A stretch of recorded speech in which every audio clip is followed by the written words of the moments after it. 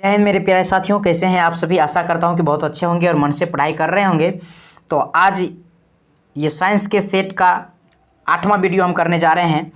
तो चलिए हम शुरू करते हैं। उससे पहले मैं 2 लाइन मोटिवेशनल लाइन कहना चाहता हूं कि जीवन में कभी भी आशा को ना छोड़ें, क्योंकि आप कभी भी यह नहीं जान सकते कि आने वाला कल आपके लिए क्या लाने वाला है। तो इसीलिए हमेशा उम्मीद बनाए रखिए, एक ना एक दिन अपना समय ज़रूर आएगा और हम उस अपना समय आएगा तो फिर अपनी औकात दिखा देंगे दुनिया को। ठीक है, तो इसी उम्मीद के साथ पढ़ते रहना है, अपने लक्ष्य के प्रति दृढ़ रहना है और अपने प्रयास करते रहना है। चलिए शुरू करते हैं आज का वीडियो।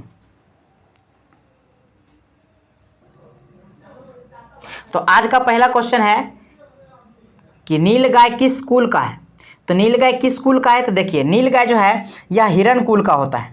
तो याद रखना है कि नीलगाय किस कुल का होता है, तो नीलगाय हिरण कुल का होता है। ठीक है, चलिए आगे बढ़ते हैं। अगला क्वेश्चन है, कहता है निम्नलिखित में से किस जीव को सोशल इंसेक्ट्स कहा जाता है। तो सोशल इंसेक्ट्स मतलब हो गया कि जो सामाजिक प्राणी है, मतलब कि जो कि झुंड बना करके रहते हैं। तो देखिए ये मधुमक्खी जिसको बी कहते हैं, बी मीन्स मधुमक्खी, तो ये भी रहते हैं झुंड में ही। झिंगुर जो है, झिंगुर वह झुंड में नहीं रहता है। उसके बाद देखिए टर्माइट, दीमक, दीमक भी देखते होंगे, ढेर सारे छोटे छोटे जो कीड़े रहते हैं, दीमक रहते हैं, वो सब एक झुंड में रहते हैं। चींटी भी अपना झुंड बना करके चलता है। पर यहाँ जो झिंगुर है, झिंगुर हमेशा अकेले रहता है, इसीलिए इसको क्या कहा जाता है, इसको जैसे सोशल इंसेक्ट्स नहीं कहा जाता है। यानी कि मधुमक्खी हो गया, टर्माइट हो गया और चींटी हो गया, ये सब क्या रहते हैं, ये सब एक झुंड यानी कि एक कह सकते हैं कॉलोनी बना करके रहते हैं, जबकि झिंगुर कॉलोनी बना करके नहीं रहते हैं। तो इसका आंसर बी हो जाएगा। ठीक है, आगे बढ़ते हैं। अगला क्वेश्चन देखिए क्या कह रहा है।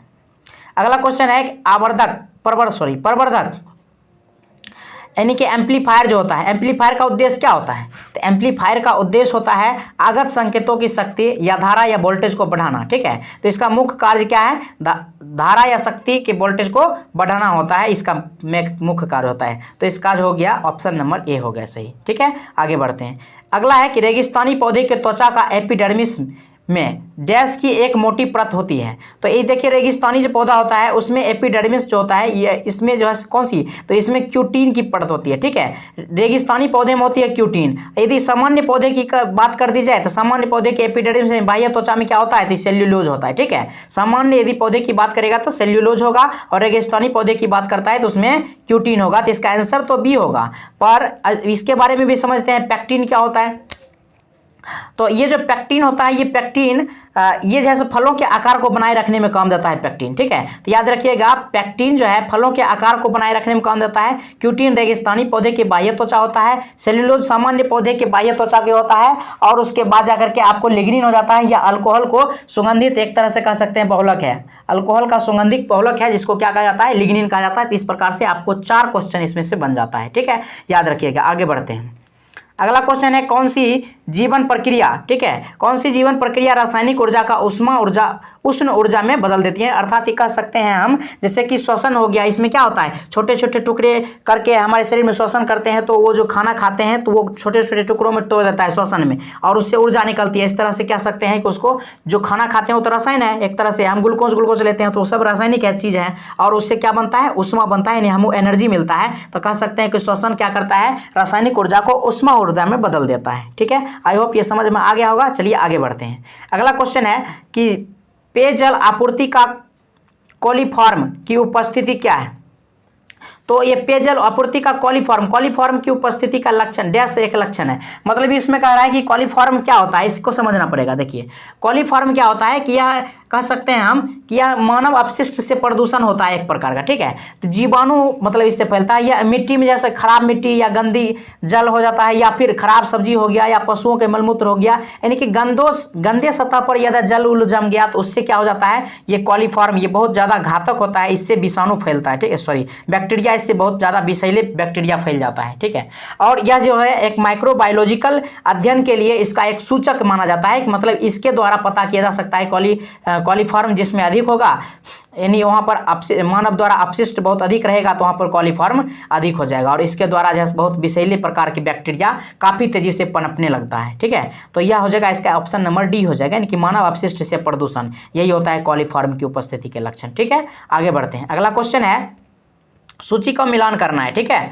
सूची को मिलान करना है। तो इसमें सूची देखिए, सूची को कैसे मिलान करेंगे। यहाँ कह रहा है पक्षी, पक्षी का अध्ययन को क्या कहते हैं, ऑर्निथोलॉजी कहते हैं, ठीक है। और वंशागति है, तो वंशागति क्या हो जाएगा, वंशागति यानी कि जेनेटिक्स हो जाएगा, ठीक है। और पर्यावरण जो है वो पर्यावरण इकोलॉजी, इकोलॉजी हो गया पर्यावरण। और जीवाश्म जो है वो पेली बायोलॉजी हो जाता है। इस प्रकार से हम 1 का 3 यानी कि देखेंगे 1 का 3 किस में है, तो बी में है। इसका ऑप्शन नंबर बी सही हो जाएगा, ठीक है। आगे बढ़ते हैं, अगला क्वेश्चन देखिए क्या कह रहा है। अगला क्वेश्चन है अपद्रव्यों को मिलाने से गलनांक पर क्या प्रभाव पड़ेगा। तो अपद्रव्यों को मिलाने से गलनांक पर क्या प्रभाव पड़ेगा। तो देखिए अपद्रव्यों का मतलब हो गया कोई भी गंदगी हम पानी में मिला दिए। मान लीजिए कि पानी का 2 ऐसे कोई भी मतलब मॉलिक्यूल है, इस मॉलिक्यूल के अंदर यदि कोई अशुद्धि मिला देंगे तो इसको तो कमजोर कर देगा ना।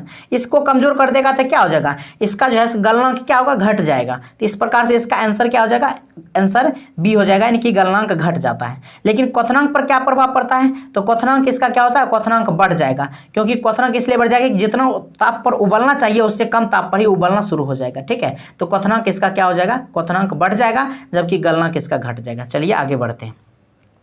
अगला क्वेश्चन है थर्मस फ्लास्क, थर्मस फ्लास्क के आविष्कारक कौन है। तो थर्मस फ्लास्क के आविष्कारक हैं डीवार, थर्मस फ्लास्क के आविष्कारक डीवार है। अब इसमें से देखिए स्टीफन भी दिया हुआ है, किरचॉफ दिया और न्यूटन दिया हुआ है। न्यूटन तो जानते हैं भौतिकी का पिता न्यूटन को माना जाता है। स्टीफन ने क्या रोल दिया था, तो स्टीफन के द्वारा भी विकिरण का नियम दिया गया था, विकिरण का नियम, ठीक है। तो विकिरण का नियम क्या था, तो विकिरण का नियम जो था वह था E directly proportional to T⁴, मतलब ये जो है ये विकिरण जो है, विकिरण ताप का मतलब कि 4 पावर में होता है, ठीक है। यही दिया था विकिरण, स्टीफन ने रूल दिया था विकिरण का रूल। और डीवार ने थर्मस फ्लास्क का आविष्कार किया था। और किरचॉफ किसका नियम दिया था, तो किरचॉफ द्वारा जो है धारा और वोल्टेज का नियम दिया गया था। किसका, धारा और वोल्टेज का नियम दिया गया था। तो इसको याद रखना है, धारा और वोल्टेज का नियम किसने दिया था, किरचॉफ का नियम ने दिया था, ठीक है। आगे बढ़ते हैं, चलिए आगे देखते हैं अगला क्वेश्चन कौन सा है। अब देखिए क्वेश्चन है कि लंगर डालकर के रोकी हुई नाव की लहरों के से हिल रही है, जिनके तरंगों का ऊपरी सिरा 100 मीटर का है।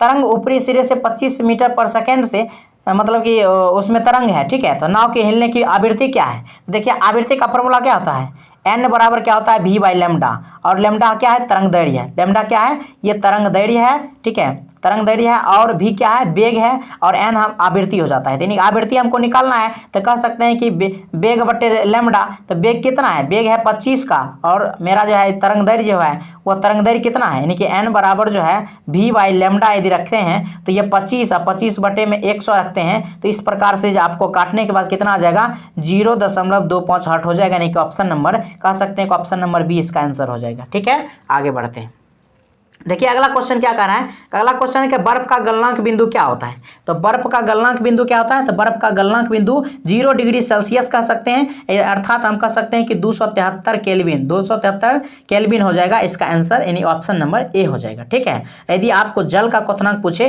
तो कितना हो जाता है, जल का क्वथनांक 100 डिग्री सेल्सियस, मतलब जिस ताप पर जल उबलने लगता है 100 डिग्री सेल्सियस। यदि बात करें केल्विन में तो 373 केल्विन हो जाएगा, इस प्रकार से, ठीक है। तो आगे बढ़ते हैं, अगला क्वेश्चन देखिए क्या है।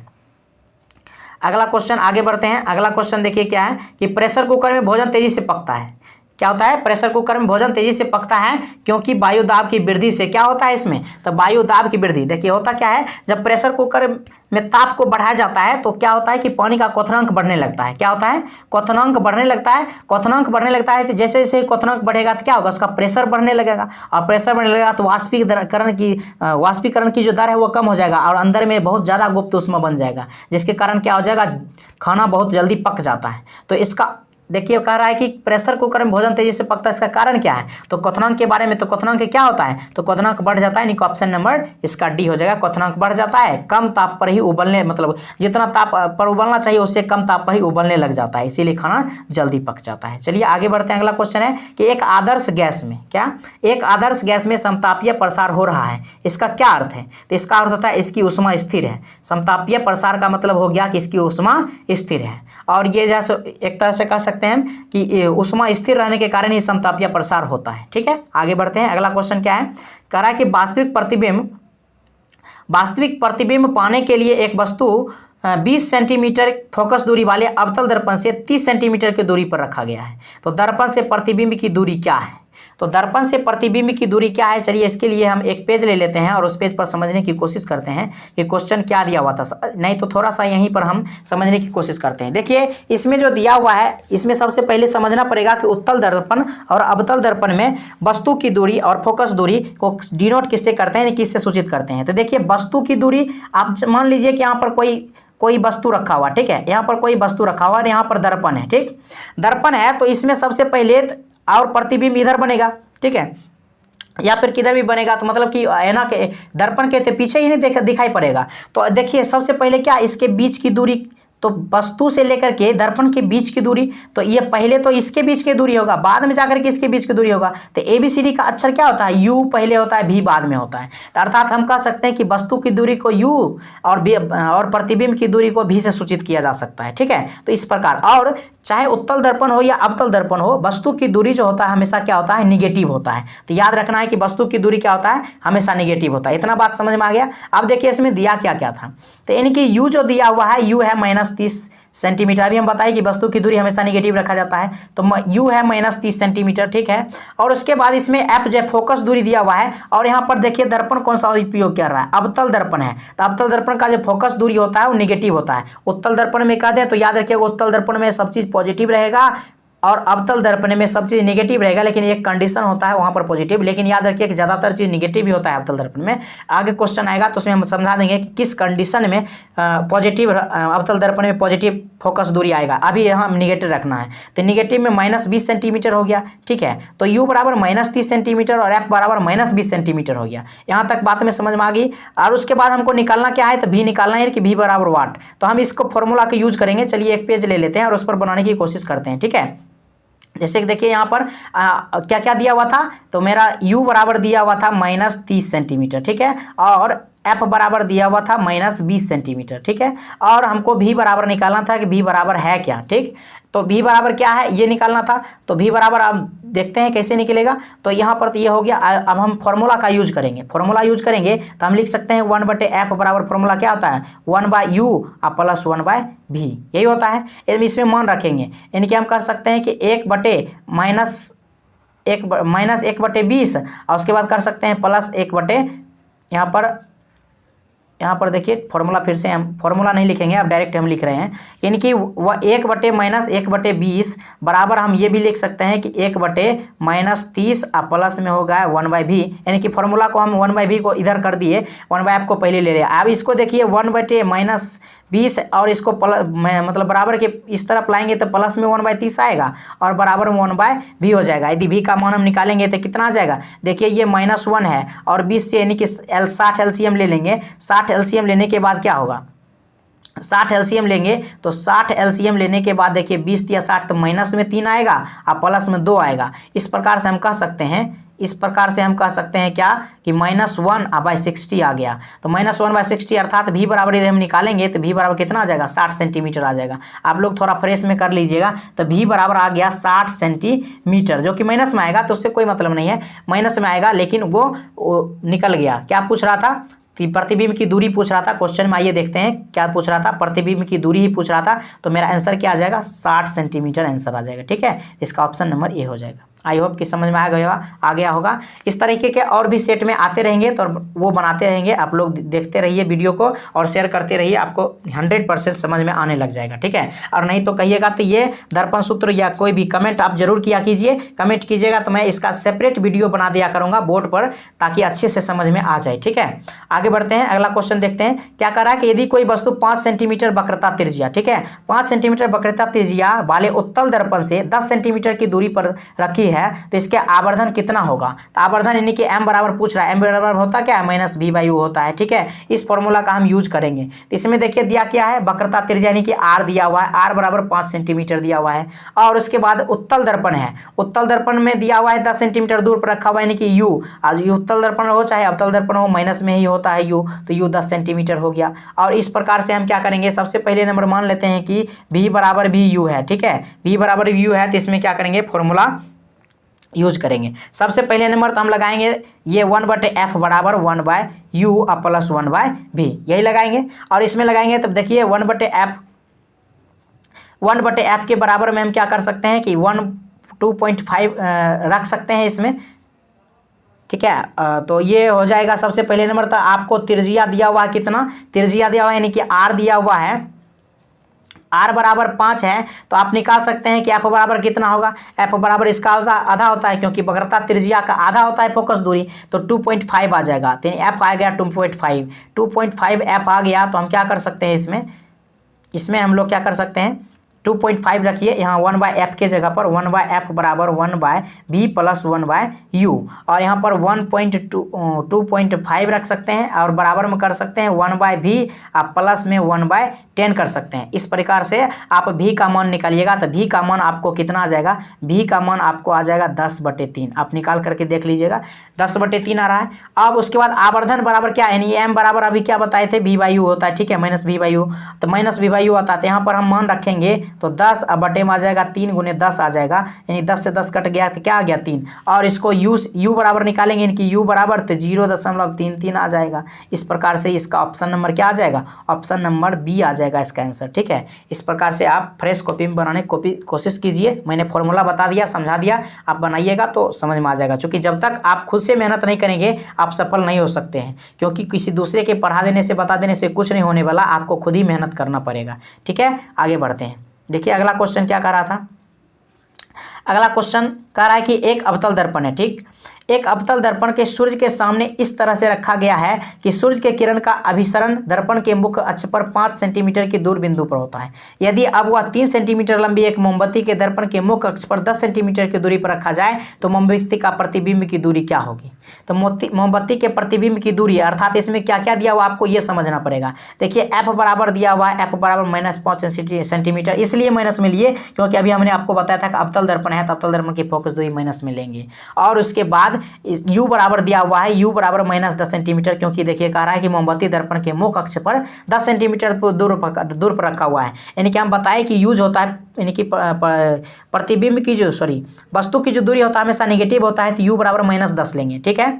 और उसके बाद जाकर के इसमें निकालना क्या है, हमको निकालना है हमको v, यानी कि v बराबर वाट क्या होगा। तो v बराबर हम वही फॉर्मूला यूज करेंगे 1/f बराबर में 1/v प्लस 1/u से, और इससे v यदि आप निकालिएगा तो v आपको निकल के क्या आ जाएगा -10 सेंटीमीटर, क्या आ जाएगा -10 सेंटीमीटर। और वही पूछ रहा था कि प्रतिबिंब की दूरी क्या है, तो प्रतिबिंब की दूरी निकालिएगा तो आ जाएगा -10 सेंटीमीटर। तो माइनस जो है सिर्फ प्रतिबिंब की दूरी को बतलाता है कि वह उतना दूर में यानी कि पीछे बन रहा है, इसलिए माइनस चिन्ह आएगा, लेकिन इसका आंसर क्या हो जाएगा 10 सेंटीमीटर हो जाएगा। आप खुद से निकालने की कोशिश कीजिए, ठीक।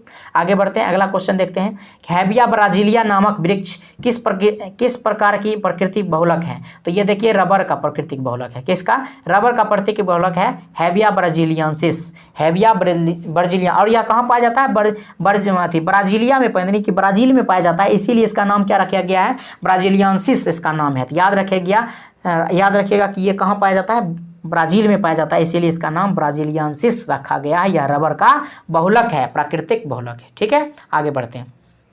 देखिए कह रहा है कि पारा एकमात्र क्या है, ऐसी धातु है जो 0 डिग्री सेल्सियस पर तरल रहती है। इसका मुख्य कारण क्या है, तो इसका मुख्य कारण क्या है कि इसकी जो आयनीकरण ऊर्जा और ढीला धात्विक बंध होता है। मतलब क्या, यह तरल अवस्था में क्यों रहता है, देखिए जब दो कोई कण आपस में बहुत मजबूत बंध द्वारा बंधे रहेंगे तो वह ठोस अवस्था में रहेंगे, और थोड़ा सा ढीला होंगे तो क्या हो जाएंगे, द्रव हो जाएंगे, और बहुत ज़्यादा यदि कम हो गया तो इसका मतलब है कि वो क्या हो जाएंगे, गैस हो जाएंगे। तो तरल अवस्था में रहने का कारण क्या है, ये तो बहुत ज़्यादा मतलब कि ढीला नहीं है, बहुत ज़्यादा ढीला रहता है तो गैसीय अवस्था में हो जाता है, लेकिन यह हल्का सा ढीला होते हैं, जिसके कारण क्या होता है, यह तरल अवस्था में। तो कह सकते हैं इसका आयनीकरण ऊर्जा और ढीला धात्विक आबंध होने के कारण यह तरल अवस्था में पाया जाता है, इसका मुख्य कारण यही होगा। चलिए आगे बढ़ते हैं। अगला क्वेश्चन क्या है, अगला क्वेश्चन है कि निम्न में से प्रति अम्ल का संघटक के रूप में किसका प्रयोग किया जाता है। तो प्रति अम्ल के रूप में मतलब कि अम्ल को विपरीत करने के लिए किसका प्रयोग करते हैं, तो इसको अम्ल को विपरीत करने के लिए हम लोग क्या करते हैं, उसमें सोडियम हाइड्रोजन कार्बोनेट का उपयोग करते हैं, क्योंकि यह क्या होता है, यह होता है क्षारीय सोडियम हाइड्रोजन कार्बोनेट। यह क्षारीय होता है तो इसको प्रति अम्ल के कि जहाँ पर बहुत ज़्यादा अम्लीय है वहाँ पर क्षारीय बनाने के लिए, उदासीन बनाने के लिए सोडियम हाइड्रोजन कार्बोनेट का उपयोग कर देंगे, ठीक है। आगे बढ़ते हैं, अगला क्वेश्चन आज का लास्ट क्वेश्चन है, ठीक है। आगे बढ़ते हैं। देखिए कह रहा है कि एक अणु में हैलोजन परमाणु द्वारा इलेक्ट्रॉनों को आकर्षित करने का गुण क्या कहलाता है। तो इसको आकर्षित करने की वैद्युतीय ऋणात्मकता कहलाता है। देखियो कि क्योंकि जो है क्लोरीन में परमाणु क्रमांक कितना होता है, इसका 17 होता है। तो इसमें हम इलेक्ट्रॉनिक विन्यास करेंगे तो 2, 8, 10 और 7, यानी कि इसमें यदि एक और आ जाता है इलेक्ट्रॉन तो यह पूर्ण कक्षा हो जाता है। और इस ग्रुप के जितने भी होता है सभी के मतलब बाह्यतम कक्षा में, यानी कि एक जैसे ग्रुप में तो सभी जितने भी तत्व रहते हैं एक ग्रुप में हो तो सबका लगभग सभी का जो है बाह्यतम मतलब ये कह सकते हैं कि अंतिम कक्षा तो एक ही इलेक्ट्रॉन मतलब कि यदि जिस प्रकार का इलेक्ट्रॉन रहेगा उसे में सभी में रहेगा। तो इसमें क्या होता है कि इस ग्रुप के जितने भी तत्व हैं उस सभी का इलेक्ट्रॉन साथ ही लास्ट में होते हैं। तो एक लेने के लिए क्या करता है, वैद्युत ऋणात्मकता यानी दर्शाता है। इसीलिए कह सकते हैं कि एक अणु हेलोजन परमाणु के इलेक्ट्रॉनों को आकर्षित करने का यह गुण है कि विद्युत या ऋणात्मकता। ठीक है, तो आई होप ये समझ में आया होगा और आपको वीडियो अच्छा लगा होगा। यदि आपको अच्छा लगा हो तो वीडियो को लाइक, शेयर एंड कमेंट जरूर करें और अपने दोस्तों को शेयर जरूर करें ताकि अच्छे से अच्छे तरीके से आप लोगों की तैयारी हो सके और साथ में हम भी आपका साथ कुछ महत्व दे सकें, अपना योगदान दे सकें। तो आज की वीडियो में इतना ही। यहाँ तक देखने के लिए बहुत बहुत धन्यवाद। जय हिंद, जय भारत।